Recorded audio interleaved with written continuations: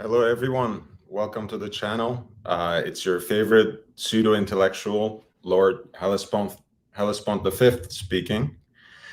Um, I'm going to talk about a book that I enjoy quite a bit today, and it's been a surprise for the most part. It's been a positive surprise because I didn't imagine that I would find so much in this book that in a way under promises and over delivers. And it's this book right here called A Man and His Watch. Now, this is a book written by Matt Hranek, who really caught his break with a book that is kind of a prequel to this one called A Man and His Car. And it's based pretty much on the same concept, right? He presents a number of iconic cars, but really the book is about the stories that come with them and the stories that connect these cars to the lives and lifestyles of the men who own them. And here we have the same thing with watches, right? So what you will find here is not necessarily a reference book. You won't really find a very deep, engaging, and discursive historical narrative about any particular model or brand. But you will find very valuable, engaging, and intimate stories of these watches and the people who own them. Um, and I want to say a few things about the tactile experience of this book too, because the author of the book, Matt Hranek, is certainly someone who is, even at this point in time, very much invested in the printed medium. He also has this men's lifestyle magazine called William Brown Magazine that might be of interest to some of you. I do agree with the Archie Luxury motto, right? No one is here to make you into a gentleman unless you are already one.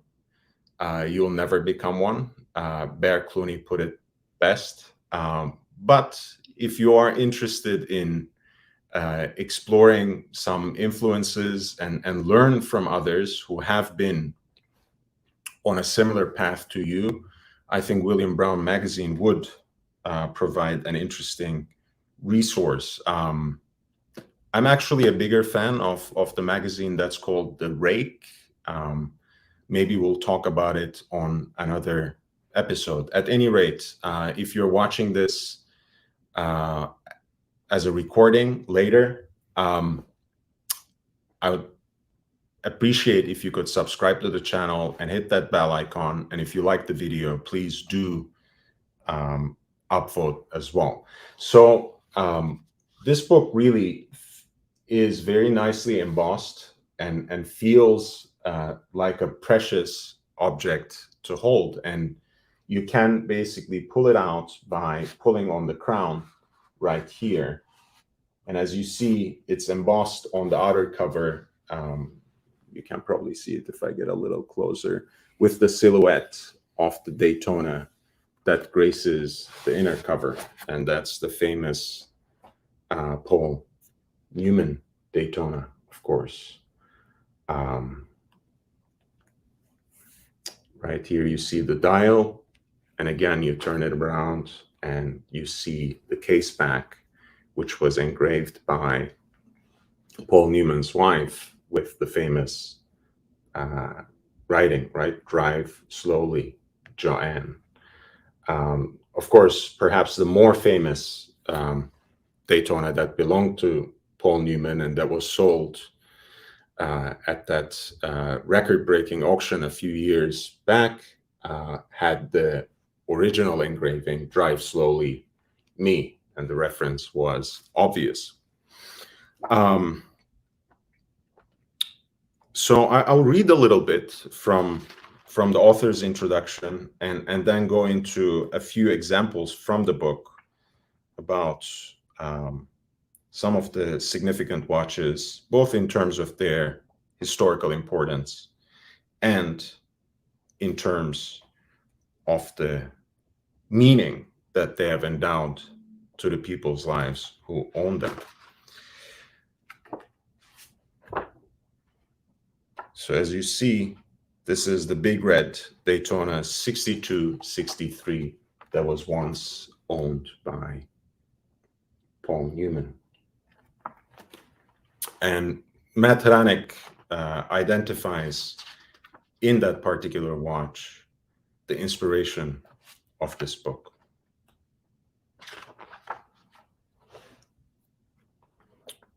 And this is his Datejust, right, with the engine turned bezel in all steel and a black dial. I have my father's watch.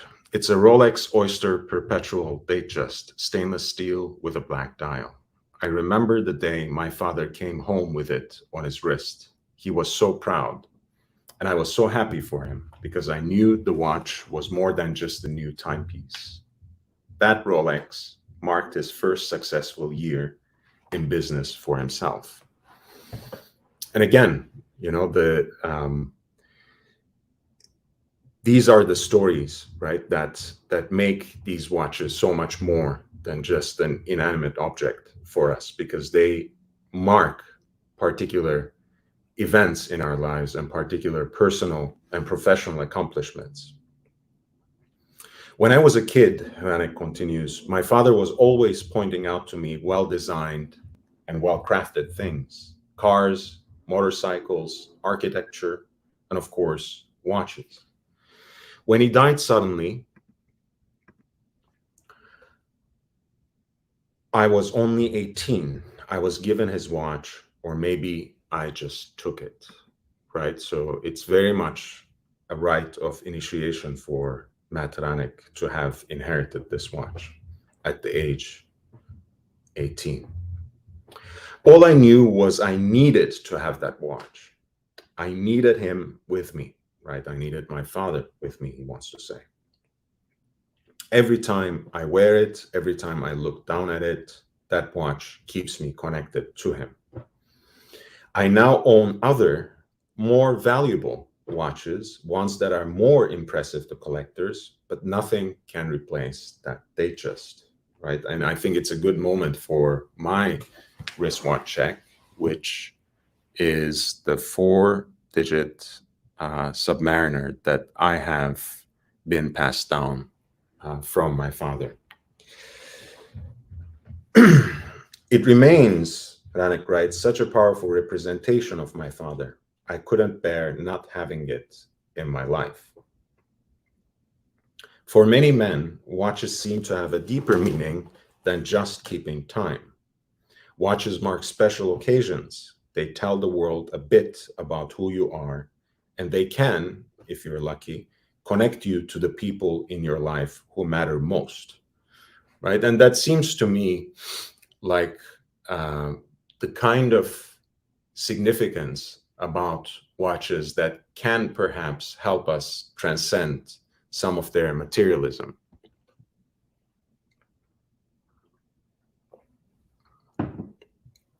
They do help us to connect to other people, and that cannot always be said about other possessions that we have in the capitalist world that we inhabit today. Hranek says, I was always a watch guy, but it wasn't until my recent role covering the watch market as a magazine editor that I started unearthing these amazing stories. Historical anecdotes from the major watch brands, or more personal ones from friends, colleagues, and collectors with whom I began to cross paths in the watch world.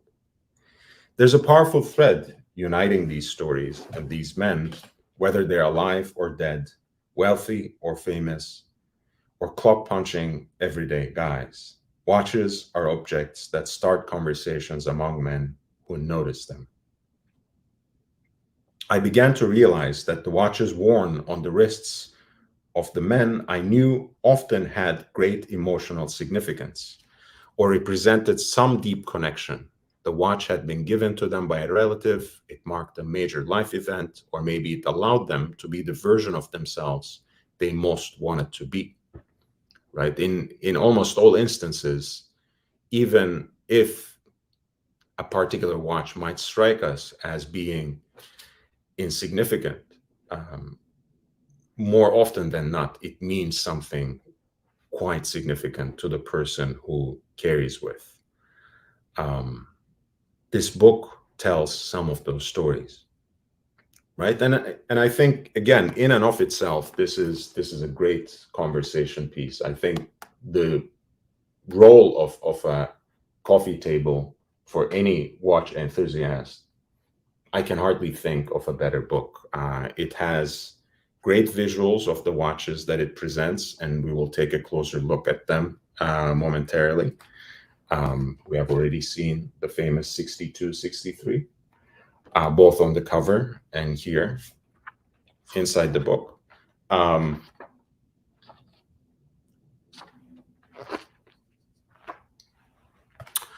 But in either case, as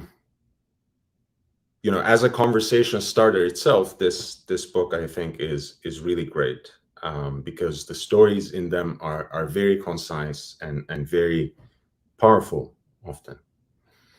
The book had to start with photographing one of the most iconic timepieces ever, the Rolex Daytona that Paul Newman owned.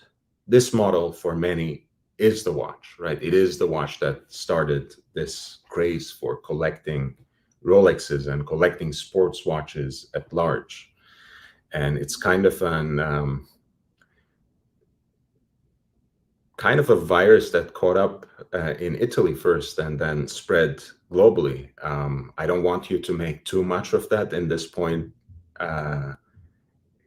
point in time, where we are dealing with a pandemic that we first started noticing in northern Italy.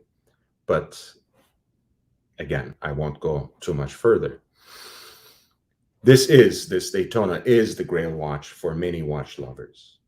That was a gift from Joanne Woodward, Newman's wife, right? Hence the caseback engraving there.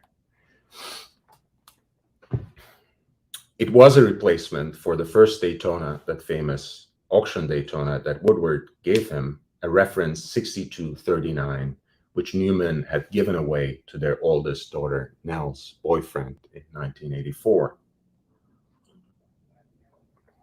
When I finally held this watch in my hands, Paul Newman's actual watch, the feeling was, and I know this sounds crazy, electrifying. But what struck me most was the inscription on the back, "Drive slowly, Joanne." Reading that gave me chills. Thinking about it still does. And this is not something that we do or that we even dare to do these days, right? Personalizing watches in ways that really make them our own, because we are a little too worried, and rightly so, about the market value that they might or might not hold. So we frown upon these sorts of personalizations and engraving.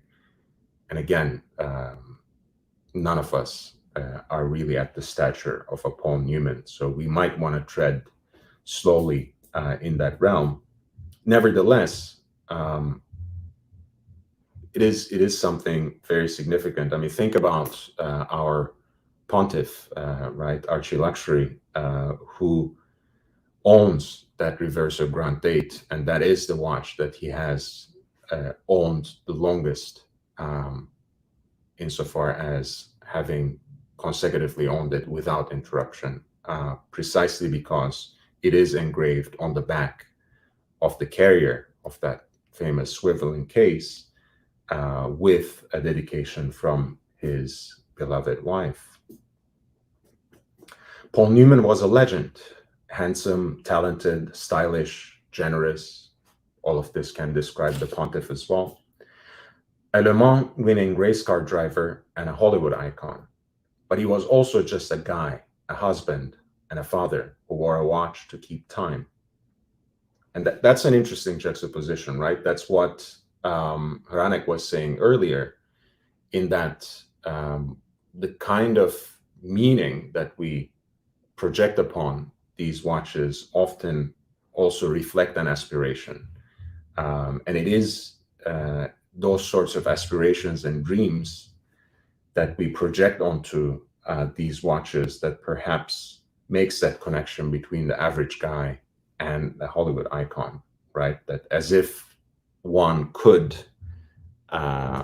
imagine oneself to be a Hollywood icon by wearing the same kind of watch. So there is something quite fascinating about watches perhaps not being works of art, but being mass-produced artifacts. Well, that also makes them accessible in a certain way.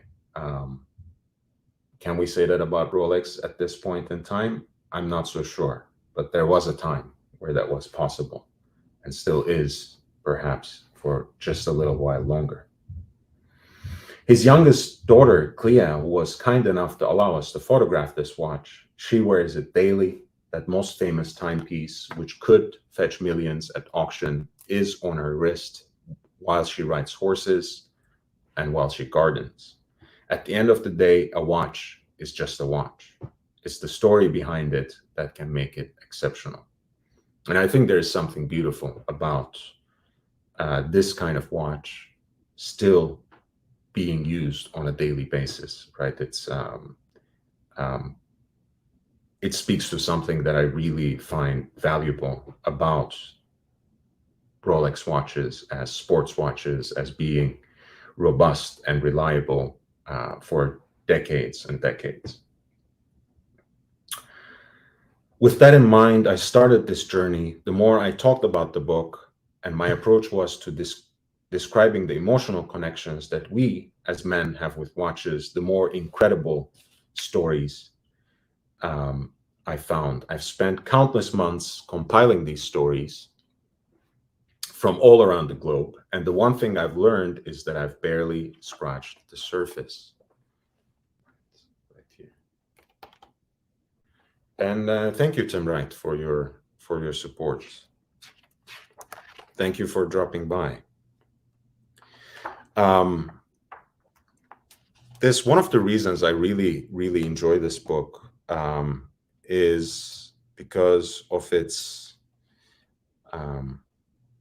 story about one of my favorite Rolexes of all time, and that's the Sly Stallone Rolex right here. Gold sub with nipple dial, and you also see that it's double branded with Tiffany as well. And let's listen to that story. It's very, very concise, but also very striking.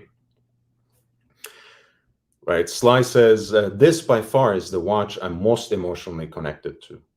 The first time I saw it, it was on the wrist of the rock star Greg Allman, lead singer of the legendary Allman Brothers band.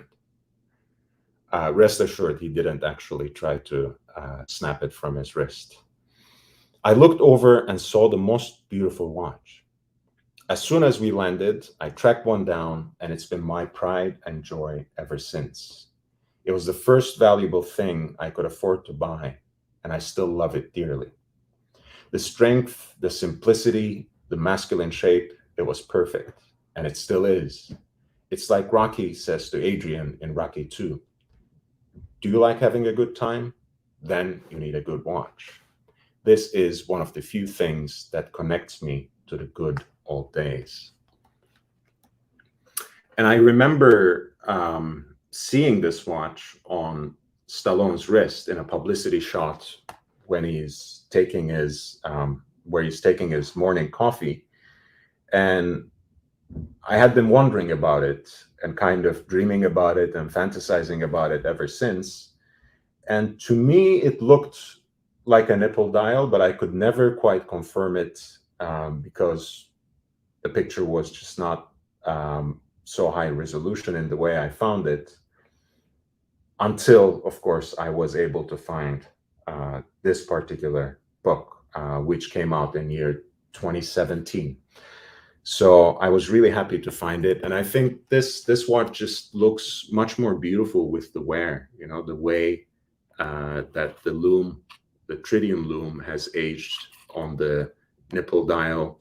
the way that the lume pearl has dropped off but has not been replaced, and the way the aluminum bezel has been heavily scratched on the surface and matted down to this beautiful color that plays off very nicely both against the gold and against the dial.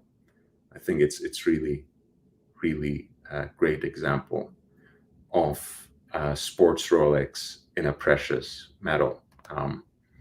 And the raised crown, of course, is a great touch as well, right? The applied crowns with the nipple dial for 4-digit references, I think, are very, very special. And you might know that Stallone is still a huge fan of sports Rolexes and precious metals. I know he has a pink gold Yachtmaster 40 that he wears quite frequently. He has, of course, that Pepsi white gold GMT with the roulette bezel, rubies and sapphire, if I'm not mistaken. So it's really, to me, it makes this watch even more interesting because you can see how his journey in a certain genre started and how he built upon it while still remaining loyal to the main idea. Stallone, along with Schwarzenegger, I think, are the two people who really put the Panerai watches on the map, at least for most of us. And those are, of course, dive watches as well, right? So it's very fascinating to see how Stallone's journey started and how he continued with it almost thematically. I want to diversify a little bit, so I will go to the author David Coggins's story about his reverso right here. You can see it's very classical with the Arabic numbers, painted here in the famous Art Deco style. I think in this case, they're hand painted. We're mostly familiar with the serif numerals on the reverso dials, oftentimes black against white. Here we have a black dial with hand-painted white numerals, and the sword hands are also quite handsome. David Coggins, by the way, is a great writer as well about menswear and men's lifestyle. So I would highly recommend that you check out his pieces and his books too. He says, I'm not obsessive about watches. I don't know the intricate details. I'm not impressed by how much they cost or how rare they are. But I do respond to a certain type of watch. I want something that's well made and designed with purpose, just like a suit for that matter. Right? And I think that's still something that we value in watches, right? Even if we don't necessarily put that purpose into work, we want watches that are designed with a particular aim, with a specific application. We like watches that come from a certain provenance, that do carry over that heritage, even when it's not relevant, right? That's why we obsess about divers' watches, even as we might not do any diving ourselves, and even as they have already become obsolete, and that people would rather dive with a computer or maybe two computers. But we still like the fact that that was designed for diving, right? Just as the Reverso was initially designed as a sports watch, specifically for the sport of polo, but is now kind of a distinctive example of the dress watch genre. I like to wear a watch every day, Coggins says, I have one that I wear when it's light out and one that I wear at night or on more formal occasions. The nice watches have always been gifts, right? That's a lucky man right there. Just like Tim and the Speedmaster that was gifted to him by the community. In that tradition, my Reverso was a gift from my parents. The brand was originally developed for polo players. Well, not the brand, but this particular watch, this particular model. And Coggins says, I'm certainly no polo player, but I love the idea that you would wear this watch to the hotel in Buenos Aires. And then when you went to play polo, you just flip the watch case over to protect the crystal, right? The delusional fantasy. But it works, right? But it is what animates Coggins's excitement about this watch. Even though he's not interested in the game. The fascinating detail is, of course, how this watch connects to the Batman franchise, right? You know, you have that scene in Batman Begins where Alfred, Michael Caine as Alfred, asks Christian Bale's Bruce Wayne, we have to find a way to explain where you're getting these unusual injuries and scars. Perhaps we can make you play a little polo. And he says, I'm not going to play polo. But he does end up wearing a Reverso throughout that trilogy. There are, I think in the first two movies, he wears a Reverso Cantai in rose gold. And in The Dark Knight Rises, he is actually wearing Reverso Grand Date in steel, the Archie Luxury Special. Coggins continues, there's a heft to this watch. You feel it when you flip it over and it clicks, right? It's kind of, it is very unique about the Reverso, right? There are so many rectangular watches that are arguably just as mythical and just as iconic as the Reverso. Of course, the Cartier tank is a very important example of that. For some, the Patek Philippe gondola can be a similar example. The Rolex Cellini Prince is also has also its own fans and even a certain cult. But anyway, when it comes to that particular swiveling mechanism, that's what really distinguishes Reverso. And it's like, you feel like you're operating some interesting piece of machinery. And there's not much that can match that experience in the world of wristwatches. There's a purpose to the way it moves. I think you can tell a lot about a man from his watch, right? And Tim was doing a particular soul reading on me because I was wearing the two-tone root beer, which I really appreciated, actually. So you can, in fact, tell a lot just by looking at someone's watch. And I prefer a watch, Coggins writes, that errs on the side of discretion.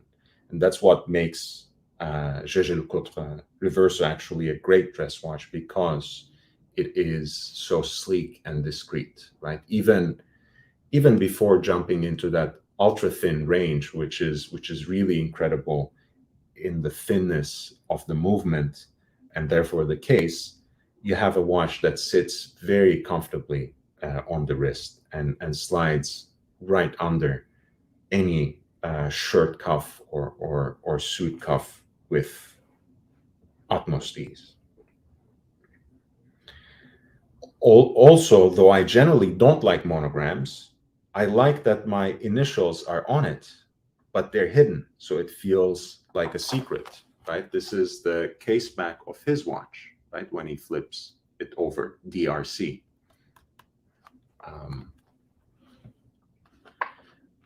And I do like that, right? Because if you are getting a shirt made for you, a shirt uh,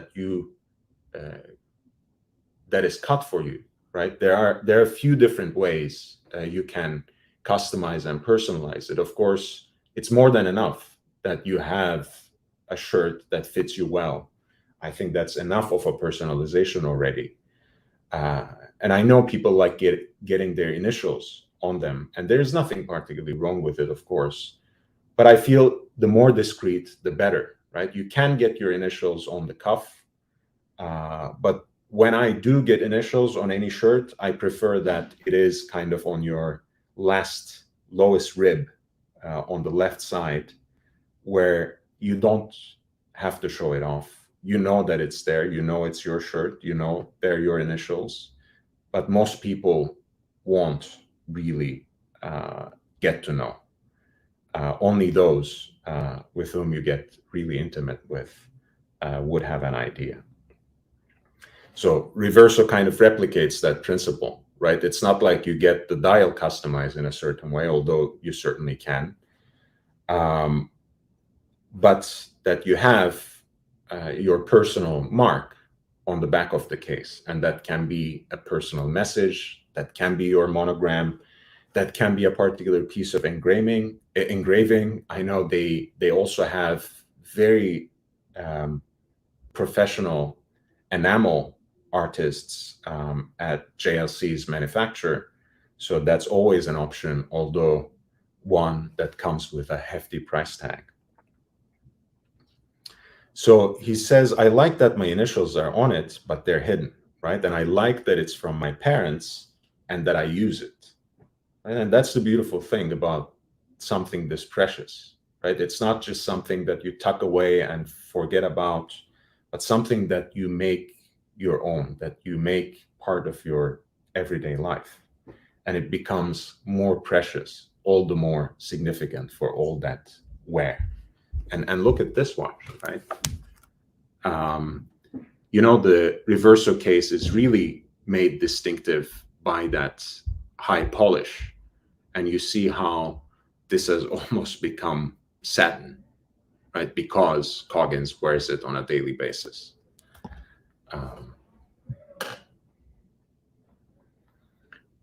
Tim, I'm happy to advise also on the weight loss process too. I've certainly gone through times and periods in my life where I ballooned up in weight and was somehow able to control it at some point. And it's really not as daunting as it might sound. But yes, the lifestyle we lead as YouTube celebrities, of course, is not very conducive to being active, dynamic, and fit.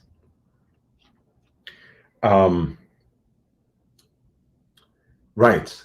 He is just talking about the numerals as we speak, Tim. He says, another thing I love about this watch is the beautiful Art Deco numerals, which are a bit whimsical. They remind me of an era in Europe that was less technical. The watch speaks to a certain type of dress, a coat and tie, not jeans or chinos. And a few interesting points here, right? That what he says about things being less technical. And I think Reverso, again, straddles both realms with relative success, right? Because it is a very classic design.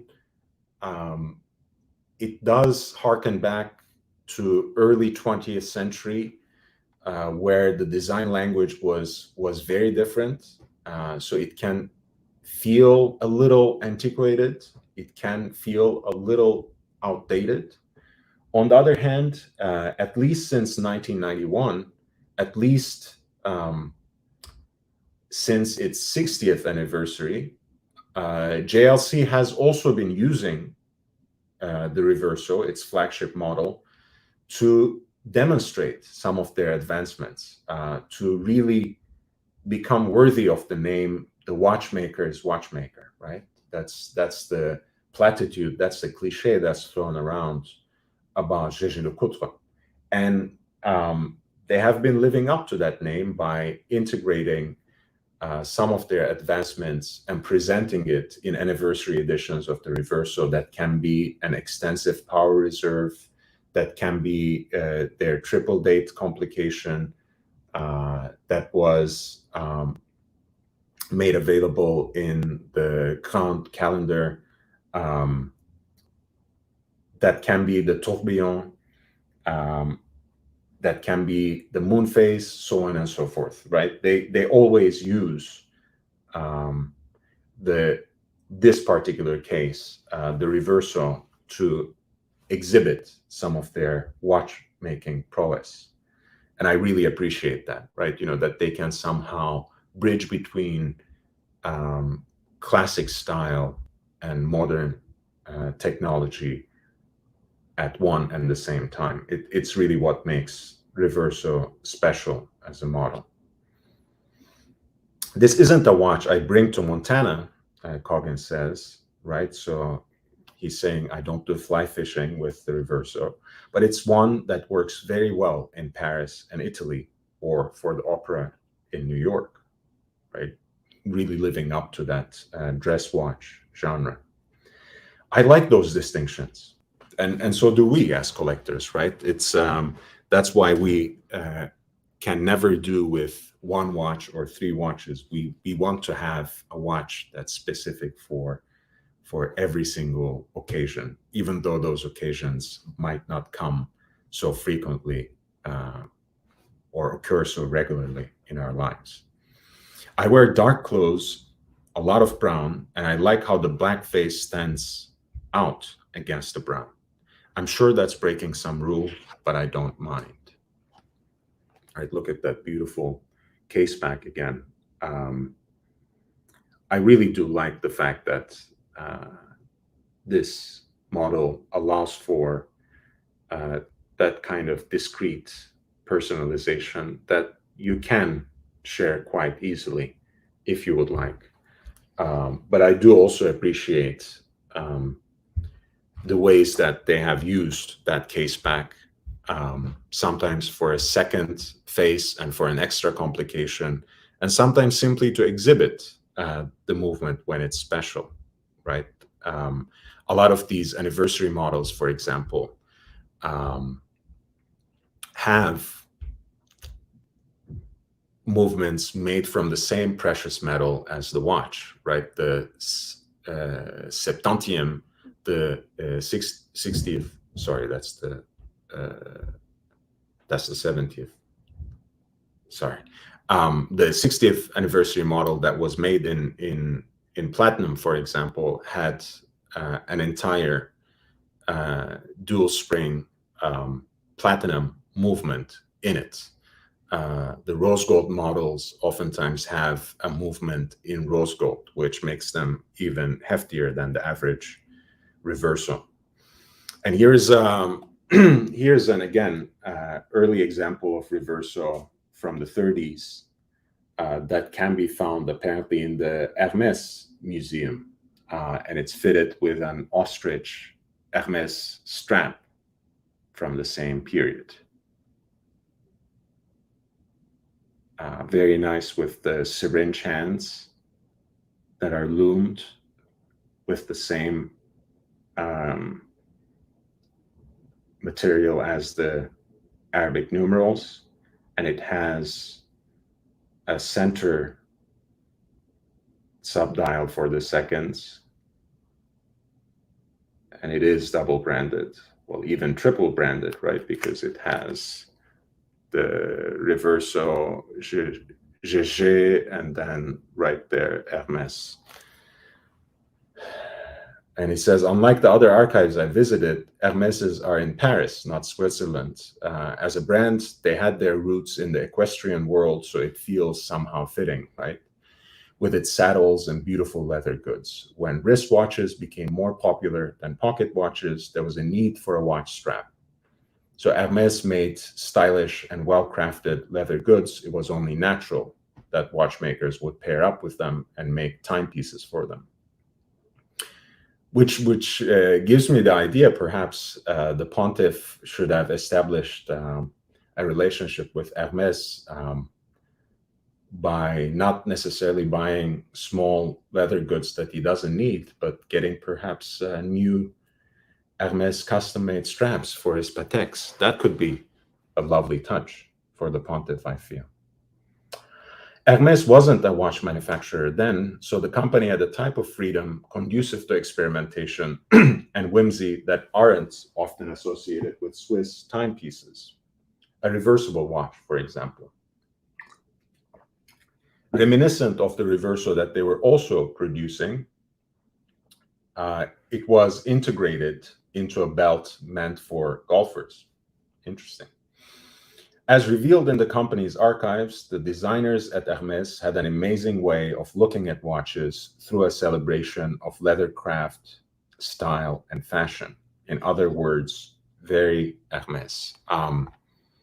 The ostrich strap, the golden ostrich strap, of course, that ages and darkens with age, has become quite popular for the Reverso. And I think it has something to do with the fact that it is so exotic, and it kind of plays off, I think, of the colonial origins of the watch, really,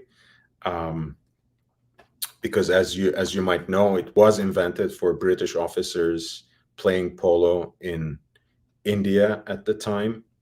So perhaps there is a certain subconscious association of that exotic leather with the colonial provenance, though I'm not so sure. And yes, the Hermes watches, the Hermes watch straps are very, very dear, especially if you are trying to custom order them. It's quite a bit. Comes with a hefty price tag. Let's put it this way. I think when you step into the realm of exotics, alligator, ostrich, or even with their regular Barenia leather, which is a grained calf, I think you should expect to pay quite a bit. Although, again, it can be an interesting project for those of us who can afford it. One thing I do like, and that's the last thing I will say about the Reverso, is this particular design of the crown in the 30s models, right? That's almost flush with the case. The crowns are much bigger now, and I think a lot more utilitarian in that way. But as a design element, this really speaks to me, at least the way it jumps from the page. Tim says, I just hope Cars and Chrono will help me get Birkin for my wife at retail. That way, she said, she won't divorce me for 3 years. Listen, Tim, we're all living on borrowed time. And if that purchase will grant you 3 more years, I think it's a worthy investment. The last watch I will show before I open the panel up, if anyone is interested in discussing, is a very special and beautiful Tudor Submariner, actually, with the famous snowflake hands right here. You see how the dial has matted down, but the bezel has aged into this gorgeous navy color.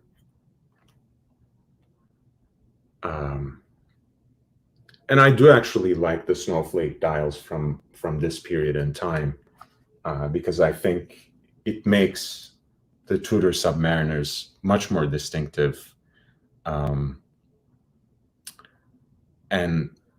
adds a very unique touch. You know, it's not just another vintage Submariners, which are, again, very close to my heart, but I like the fact that the brand has its own distinctive element here. And this is a Tudor Oyster Prince Submariner, right? That's been personally engraved, as you can see here, for Christian Turin, Champion Suisse, it says, LNA 1974. It's reference 7016. It was presented to him apparently, and he was a member of the premier Ligue Nationale A Geneva water polo team in the 70s, right? So it's really amazing that you can, again, have a watch from a particular period of time with a very specific provenance, and a provenance that speaks somehow to the heritage of that watch, right? And this was given to a water polo player for his success, for his championship. The Geneva team, apparently, at the end of the 60s and through the early 70s, was a major force in the Swiss First League of Water Polo, winning the championships in 67, 68, 69, and 74, right? And this is why this watch is engraved with Champion Suisse in 1974. That's for their latest championship. It was given as a reward to the entire team, apparently, for that championship, and the same engraving was on each case back, though Christian Turin added his name in a different font. Right, that's why we have here his name, C.H.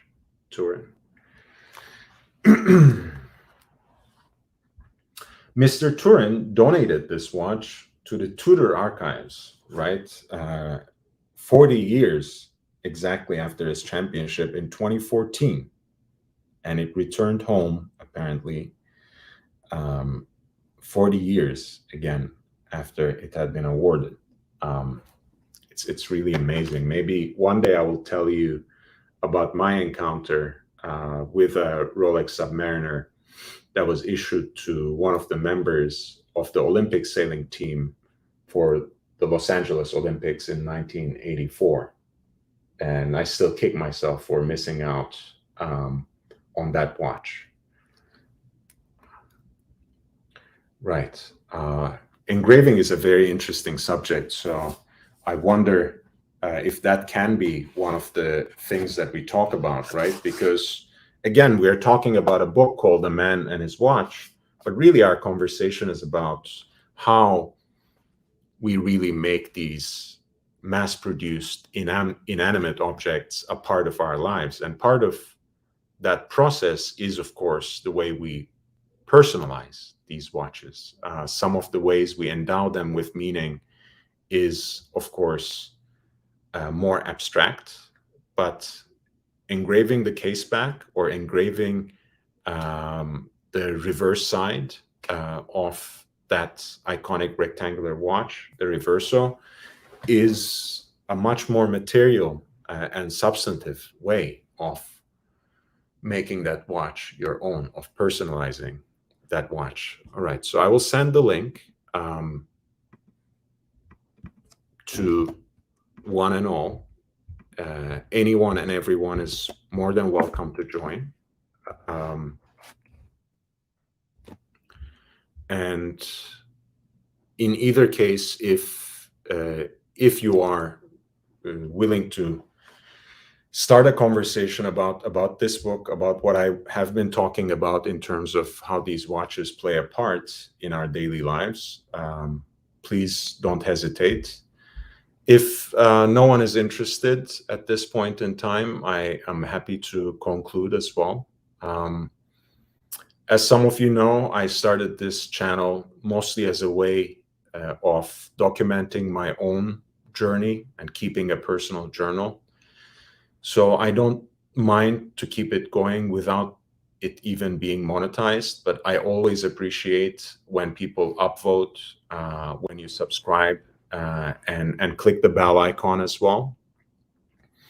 I would like this to be self-sustaining in a way, because these books, of course, don't come for free. So I would appreciate if you could support me until monetization. The Cash App is right here. So feel free to donate if you would like to suggest any new topics. I will unveil the 2 new watches brought into my collection quite soon. So again, if you would like to encourage me with a donation, I would appreciate that. But at any rate, I love the fact that you all joined in the conversation and contributed to the chat. And Tim is here. Hey, Tim, Lord. hello. Welcome to my channel. Hey. Surprise. Hey, glad to be here, man. Great show. I was at the gym and on the way back, I saw you were live. Was quite entertaining because I know I have the book, but I never read it. I'm trying to figure out what the hell Cash App is. Is it this thing? Hold on. It is. Yeah, I think, Is yes, that it? that is Okay, it. because there's so many of these. There's Venmo. There's all kinds of. Well, Why not this is, just PayPal? Why not make it PayPal? It's so much easier. yeah, it's also a great way to dox someone, don't you think? Um, I guess. Okay, that makes sense. Makes sense because it's like, Yeah, can I but send to Cash App from PayPal? Is there a way to do it? I think you can send to Cash App by connecting any particular bank account, but So, at but any I rate, do have to download it and install it, right? right, Oh, right. shit. This is if you have any difficulty using it, Big Meech Joe is your friend because I'm sure Yeah. he does this in his transactions with Hmm. strippers and other professional women that are involved in. I thought it was very appropriate for me since I'm appearing on the screen just like cam girls do.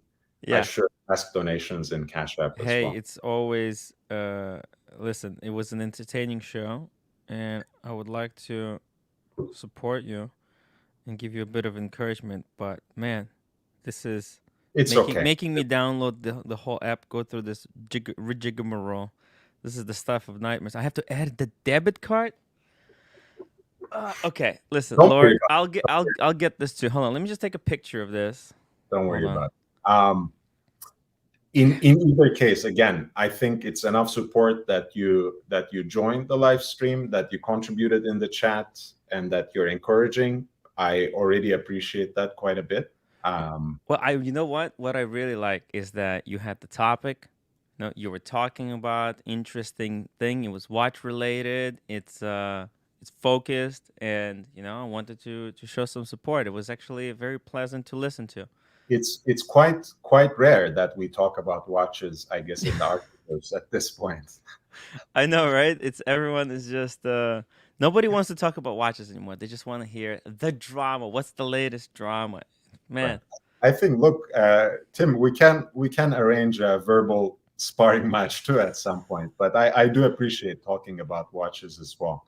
So do you have, since you said you kind of want to engrave one of your watches, do you yes. have a particular one in mind? Yes. You were to ever do it? What I want to do. This is like I talked about this a little bit before, but this was kind of lost. Sometimes I do so many live streams. People don't watch every single live stream. Right. But Your this is Daytona. this is Beautiful. my Daytona. I got And this for my 30th birthday, right? It's got 3 eyes, okay? mhm. And now it doesn't have any engraving yet. But my goal in life before I get too old and frail is to do 3 hikes. So one hike for each eye. And these are the three biggest basically hikes around United States. They're Appalachian Trail, Mhm. Pacific Crest Trail, and the Continental Divide Trail. And I Right. want to engrave the dates when I completed them. Wow. Yeah. And each of those hikes takes about 6 months to complete Mm. because they're between 2,000 and 3,000 miles each. This is kind of my goal in life to do. And why, and remember, and it's all connected. Why did I want that Viking Birkin? Because, I mean, I'm going to be away for such a long time. Three 3 years. 3 years. of, like, 30, the 3 registers, the 3 hikes, and the 3 years that your wife will grant you if you only could get that bag for her. And you're not going to believe it, Lord. You're not going to believe this. But the hiker who completes all 3 uh, uh, of these trails, they get an unofficial title of Triple Crown hiker. Crown. Yes, Oh my God. crown like Rolex. Wow. Lord, this is my goal in life. If I could do this, I can die happy. Know that? Look, that's why I wanted to finish up with that Tudor, because Yeah. again, Tudor as a watch brand has much more humble origins, even Mm. though it's perhaps just as respected or just as worthy of respect. Um, but again, that watch is not connected with a Hollywood icon, not connected with someone who has universal celebrity like Paul Newman or Yeah. Sylvester Stallone, but it still has a very strong provenance that speaks to the importance of that watch. And the way you're talking about your journey with that Daytona, the way it began its life as your 30th birthday. commemoration of the 30th birthday, and the way you connected it to those three hikes, it already sounds amazing. So if Yeah. Tim Wright, the YouTube celebrity, even if you weren't a YouTube celebrity, that journey you are describing, that does deserve a commemoration that should be a little more material than Yeah. just the story you can tell about it, Yeah. I right? wanna I wanna That make deserves that an a engaging. reality. Hmm? I wanna make that I can see this in my head, in my mind. It's all makes sense. That my whole it's almost I feel like a bit like this is why I was a bit given this watch by the AD. It was to do something special with it. And most people would say like, "Oh, you're fucking insane going on this hike. You're going to scratch it. It's going to it will reduce the value of the watch. Maybe you're going to get robbed." But listen, it's I think I was given a task. I mean, there's a I do think there is a bit of a everyone has a purpose in life, and I think this is a bit of a kind of thing that I want to do. Even though this live streaming thing has been a bit of a sidetrack, but I, Right. I think this is the way I'm going to be able to fund this whole project because these during these hikes, going away for 6 months, it's not it's a financial kind of burden. But I think I build up a bit of audience. I'm going to be filming the journey. Of I'm going to course. be I'm going to be sharing this experience with everyone. I think kind of taking everyone with me on this kind of challenge in life. I think it will be it's going to be a bit kind of entertaining. Look, I might be wrong, and you can correct me, but I think was it the annual calendar or the world time that Archie sold and then bought back from a fan? Yeah, that was no, that was the annual calendar. Right, and you remember he had actually signed the. Yes, the box on the inside. Right. Um, all I'm saying is, if even if you are simply to document that journey, Mm, I think that if anything adds to the sentimental value of the watch. sure. Of course, right now your Daytona looks pristine, it's gleaming, and it's the watch that everyone wants in this For the world. wrong reasons, though. For all the wrong reasons. This is what's wrong with the hobby, Lord. The fact that these things are becoming so valuable. It's annoying. It's a bit annoying. Well, you are subverting that, though. If you were to put this plan into action, Yes. you will be subverting that. We can I we can talk and complain about what is wrong with the hobby yeah. all we want as talking Yeah. heads, but if you actually put this project into work, Yeah. then you are doing something substantive and meaningful against what you want to resist. Yeah. And it starts this year. I'm going to be doing because last year I was delayed and I think for good reasons. I think because I wanted to dive into this head first and without even realizing that well, wait a minute. This is going to be financially ruinous. And I think Duco Ted, I think he was a little bit drunk, and I was fucking drunk when I said I won't do the hike if someone makes that ridiculous donation, and he did. And I think now, I went to the gym today and was doing a bit exercising, and I realized, listen, man, these whole live streams, they make me kind of weak. I need to I'm prepared. I want to make not just daily vlogs, but I want to bring my DSLR. I want to document this, make it to a bit of a film. Do something greater than just daily live streams that what I've been doing kind of until this point on. But I think, yeah, make something off of this. Maybe something that will inspire other people. We need a Tim Wright's training montage. Yeah. I can do that. Yeah, I can do that. Put That's good. something against my bag work Hey. in your panel, so Hey. we can do some actual sparring, perhaps. Holy shit! Yes. Oh my god. Nice. I'm gonna get some footage. I'm gonna get some footage of myself in the gym. We'll splice it together. We'll do it. That's a good idea, man. Yeah, exercise. versus Ivan Draga. Yeah. Um, Oh man. Tim, do you have anything to advise to Night Diver? By the way, before we go on to that topic, Night. Yeah. Thank you. It's thanks to you that I now have this book that Parmigiani sent to me, and thank you again for your recommendation and for your guidance. What do you think about the Tudor Diet Pepsi as a one watch collection? Okay. As a one watch collection, it has one flaw. Okay. I love the watch. I think it's freaking incredible. Okay. There's one nitpick that I have for it, right? Is that Explorer 2 exists and it's so much better, right? It's unfortunate. I don't want to say it, but it is. Explorer 2s, they were 8,000. They were so cheap. And if you can get so for example, Pepsi, the Diet Pepsi, okay, that's on retail, it's about 4,000. Okay. Yeah. If you can get Explorer 2 at retail, which is possible, I think you make one watch, you buy one watch, they'll put you on the wait list for Explorer 2. You'll get the Explorer 2. Because I think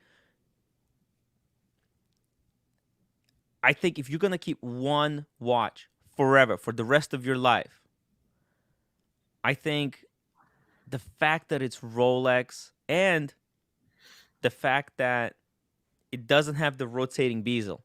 Like for example, those watches that you showed in the book, right? Like that gorgeous root beer. It's beautiful. But that bezel, it doesn't rotate anymore. If you tried, you'll misalign it and it will never go back, because those things break. The more moving parts you have, the more likely something will fail.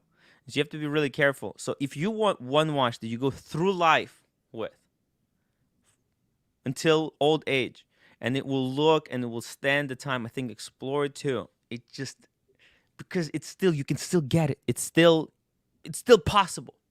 Right. So that's the only thing. But other than that, it's a freaking Diet Pepsi, incredible watch. But I think if you can put it on the credit card, 0%, and you can pay it off, and you can get that Explorer 2, it's worth paying a little bit extra.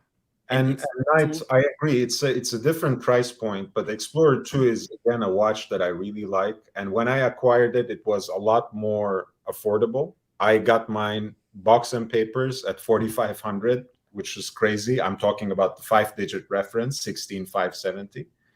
But now, still easily, you can acquire box and papers, the 5-digit reference in white, in polar or black dial, under 10K. You can still get full sets under 10K. Now I know it's a very different price point than getting a Diet Pepsi used for just a few $1,000s. I understand that, but I do agree with Tim that it's a very pared down, simplistic Rolex sports watch but that still has two essential functions that can get you through the day. It has the date, and it has the GMT function without the moving bezel, of course, but that can in fact be as much of an advantage as it is a disadvantage, as Tim said, right? You want one watch 100%. that gets you through life. Perhaps you do want less moving parts. So I do agree. This is actually what the advantage of Daytona is over Speedy, right? Less move. The fact that these pushers are screwed in, it basically makes the chronograph function unavailable. It makes it watch more water resistant. It doesn't have a rotating bezel also, so the dirt cannot get underneath it.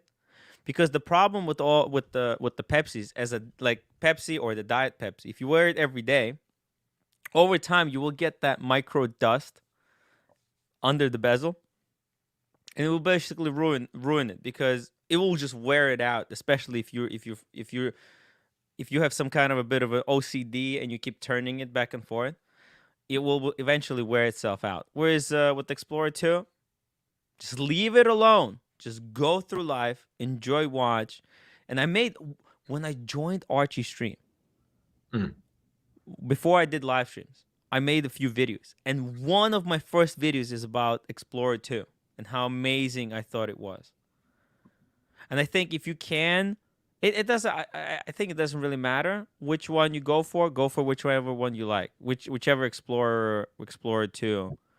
It And doesn't matter. I think. whichever sits right on your wrist in terms of proportions. My preference is for 40. I think Tim prefers the 42, the newer model. And again, in terms of Rolex professional line, Rolex sports watches, that those are still one of the few that you can reach, both in the secondary market and perhaps even at retail. Again, they're not easy to get necessarily. They're not cheap by any means. I'm not implying that. But like Tim said, you can actually make a case for one of those watches with an AD. You can actually save up for one of those watches. And once you have it, he says, it won't be his one watch for life. But once you have it for 5 years, you won't want to let it go, because you will have accumulated so many memories, so much. You will have spent so much time with it. It will have the scratches. You will remember where you got the scratches, the places you've been to. If it's your one watch, all of your life will have been concentrated in this piece, and you will just have incredible time. You will not be able to sell it. Hi, Marcelo. Good morning, guys. Marcelo time. Fine. I just woke up. Drink a lot yesterday night. What did you drink? God knows. Actually, one of the drinks is come from I think Ukraine or something. Ukrainian drink? Yes, something so fucked up. Fuck me dead. Ukrainian people are nuts, Marcelo. They're crazy. I saw some delusions. Yeah, they're also overrepresented in the archipelago, I have to say. They are. Oh man. How are you guys doing? The team, how are you doing, baby? Doing great. Good. Great. Just had a exercise today. I was gonna edit the video, but then I saw Lord was doing a bit of a live stream, so I jumped on. He had an fascinating show. You're disturbing the Super Bowl. Super Bowl supposed to be now, no? Well, what's going on there? Actually, I don't watch sports. That's why I chose this time, because again, I'm not in football, and I know people might not necessarily watch what I do live anyways, but I was happy that I found a few people, and I usually keep it right around an hour anyway. So I was almost ready to wrap up, but we were were enjoying the conversation, and Night Diver has been contributing from the chat. Yeah, but I'm glad you dropped by, Marcelo. I didn't even know you were awake yet, so I didn't really announce even that I was going live. No, it's okay. Don't ever announce me because it's 5 o'clock in the morning. Right. No, I mean, what I mean is awake this advertising on Marcelo time. That's why. I don't awake this time normally. Oh boy. Yeah, I'm going to go sleep soon. I just felt a little bit sick, so I needed to just woke rest, up a little Marcelo. bit. Get some rest. Yeah. You're gonna need it for the tonight's drama. This new script is off the hook. Again, you're going to attack me? Fuck. Jesus. I like yesterday's script actually, where basically the live stream was used as part of a power play between a dom and a sub. That's the script I really enjoy. But back. But by the way, jokes. Listen, guys. Joke aside, I am now. Listen carefully. I am now 1,700. I am about 100 and something subscribers away from Pixie. Ooh. Nice. Well, guys, show your support to Marcelo Time. Subscribe to the channel. I'll be there live after I wrap up this live stream. So I encourage you all to come and join the conversation. Okay, sounds good. Great show, Lord. Great show. Thank you, Tim. Thanks for dropping by and thanks for your contribution. No problem, man. All right. Very relaxing. Thank you, everyone. I really appreciate all who have come to support and come to join the conversation in the chat, on the panel. Thank you, Marcelo. Thank you, Tim. And thank you, of course, as always, the Pontiff, the Almighty, the one and only, the Alpha. Our Lord and Savior. Lord of the Archibald.